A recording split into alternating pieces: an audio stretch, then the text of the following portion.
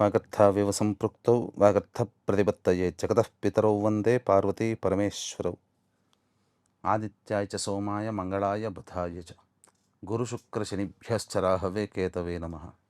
శృంగేరి జగద్గురు పీఠాధిపతులకి, కంచి పీఠాధిపతులకి నమస్కారములు తెలియజేసుకుంటూ కార్యక్రమాన్ని ప్రారంభిద్దాం.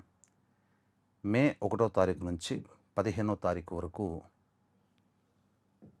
తులారాశిలో జన్మించినటువంటి వారికి ఏ విధంగా ఉండబోతుందో తెలుసుకుందాం. చిత్తా నక్షత్రం 3, 4 పాదాలు, స్వాతి నక్షత్రం 1, 2, 3, 4 పాదాలు, విశాఖ నక్షత్రం 1, 2, 3 పాదాలలో జన్మించినటువంటి వాళ్ళు ఈ యొక్క తులారాశికి చెందిన వారిగా గుర్తించడం జరుగుతుంది. ఇక్కడ ప్రధానంగా ఈ తులారాశిలో జన్మించినటువంటి వారికి గ్రహాలు సంచారం మనం తెలుసుకుందాం.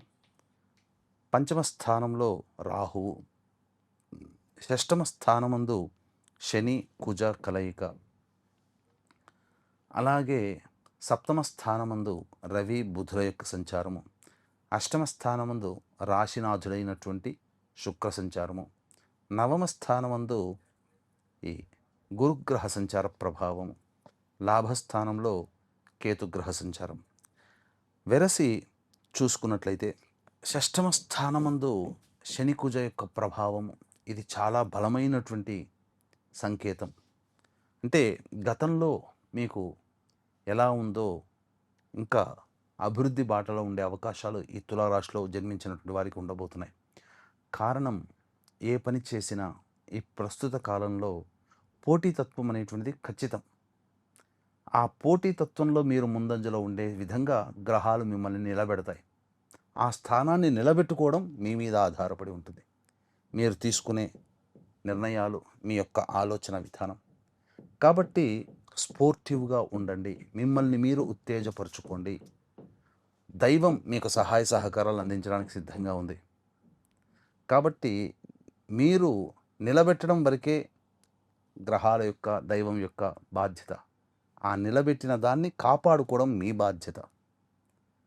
ఇక సప్తమ స్థానమందు రవి బుధ సంచారము చాలా అనుకూలంగా ఉండబోతుంది. అంటే ఎలా అనుకూలంగా ఉండబోతుంది? ముఖ్యంగా ఎదుటి వాళ్ళ యొక్క సహాయ సహకారాలు అందుతాయి. కానీ ఉద్యోగ విషయంలో మాత్రం కాస్త ఆందోళన తప్పదు. ఇది గుర్తుపెట్టుకోండి. ఆ ఒక్క విషయంలో మీకు తప్పదు. మిగతా విషయాల్లో కనుక చూసుకున్నట్లయితే ప్రధానంగా ఎదుటి వాళ్ళు మీ మీద ఆధారపడతారు. ఒక రకంగా నెగిటివ్వే, మనం పాజిటివ్. ఆధారపడడం పాజిటివ్. కానీ దీన్ని మనం అంగీకరించాము అనంటే మన దగ్గర ఉన్నటువంటి డబ్బును కోల్పోవాల్సి వస్తుంది. ఆధారపడడం అనేటువంటిది అంతవరకే సంతోషంగా ఉండనియండి. దాన్ని మీరు ఓన్ చేసుకున్నారంటే మీ డబ్బు మీరు కోల్పోతారు. కారణం, ఆధారపడ్డప్పుడు ఖచ్చితంగా డబ్బులు అడుగుతారు, నష్టం జరుగుతుంది. కాబట్టి ధన విషయంలో మాత్రం మీరు జాగ్రత్తలు పాటించండి. ఇది మీకు బుధగ్రహ సంచార ప్రభావంలో తెలుస్తుంది.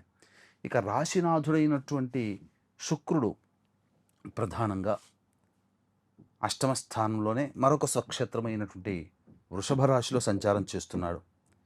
ఇది చాలా అనుకూలమైనటువంటి పరిస్థితి. ముఖ్యంగా కొత్త వ్యక్తుల యొక్క పరిచయ ప్రభావం, స్త్రీల సహాయ సహకారాలు మీకు ఉండడం అన్ని తులారాశి వారికి అనుకూలంగా ఉండబోతుంది. ఇక విలువైనటువంటి వస్తువులు, ఆభరణాలు అనేటువంటిది మీరు కొనుగోలు చేస్తారు. సంఘంలో మీరు గొప్ప వ్యక్తులుగా చలామణి అవ్వడానికి మార్గాలు సుగమమవుతాయి. అంటే పేరు ప్రతిష్టలు పెరుగుతాయి, గౌరవ మర్యాదలు పెరుగుతాయి. కాబట్టి అంది వచ్చినటువంటి అవకాశాన్ని వినియోగపరచుకోండి. ఇక గురువు సంపూర్ణమైనటువంటి మద్దతు మీకు తెలియజేస్తున్నాడు. పెద్దల సహాయ సహకారాలతో పాటుగా పనులలో అనుకూలతని మీకు కలగచేస్తున్నాడు. ఏతావాతా చెప్పొచ్చేది ఏమిటంటే, రవి బుధ సంచారము ఒక్కటే మీకు అనుకూలంగా లేదు. రాహువు కేతువులు సంచారం అనుకూలంగా ఉంది, శని కుజుల యొక్క సంచారం అనుకూలంగా ఉంది, శుక్రుడి సంచారం బాగుంది, గురువు గ్రహం బాగుంది. ఇంతకన్నా ఏం కావాలి? కాబట్టి మిమ్మల్ని ప్రధానంగా గ్రహాలు అనుకూలంగా ఉంచుతున్నాయి. అంటే మిశ్రమమైనటువంటి కంటే ఎక్కువగా శుభ ఫలితాలు ఉన్నాయి. కాబట్టి అన్ని విధాలుగా జయకేతనం వేయడానికి మీకు గ్రహాలు సిద్ధంగా ఉన్నాయి. ప్రయత్నం చేయడం మీ వంతు.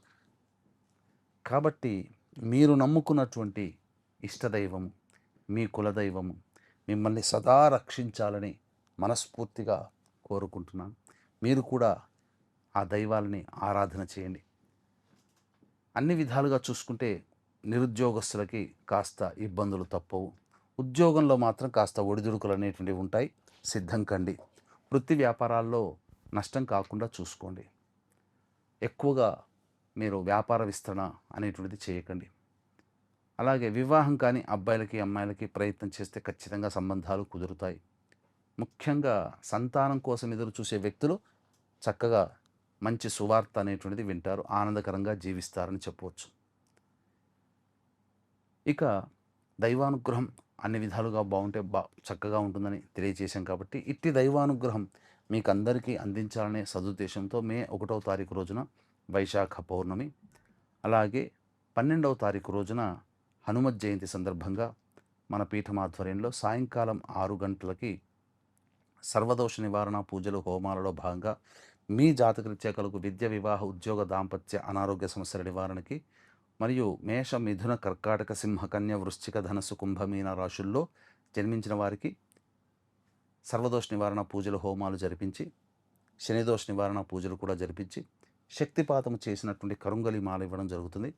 అవకాశం ఉన్నటువంటి వాళ్ళు మే 1 మరియు 12వ తారీఖు సాయంకాలం 5 గంటల లోపల మీ గోత్రనామాదులు నమోదు చేసుకోవచ్చు. ఇక మే 1వ తారీఖు నుంచి 15వ తారీఖు వరకు ఏ విధంగా ఉండబోతుంది క్లుప్తంగా తెలియజేసుకునే ప్రయత్నం చేద్దాం. 1, 2 తేదీలలో పెండింగ్లో ఉన్నటువంటి పనులన్నీ కూడాను పూర్తి చేసుకుంటారు. సంతోషంగా గడుపుతారు. పాత మిత్రులను కలుసుకునే అవకాశం ఉంటుంది. విందులు, వినోదాలు ఆనందంగా పాల్గొంటారని చెప్పవచ్చు. ఇక 3, 4, 5 ఈ తేదీలలో కనుక చూసుకున్నట్లయితే కుటుంబ కలహాలు జరిగే అవకాశం ఉంటుంది. ధన నష్టం కూడా గోచరమవుతుంది. అంతేకాకుండా ప్రశాంతత లేని జీవితాన్ని గడుపుతారు. ముఖ్యంగా కంటి, దంత సమస్యలు పెరిగే అవకాశము ఉంటుంది. ఖర్చులు కూడా అధికంగా ఉంటాయి. కాబట్టి జాగ్రత్తలు పాటించండి.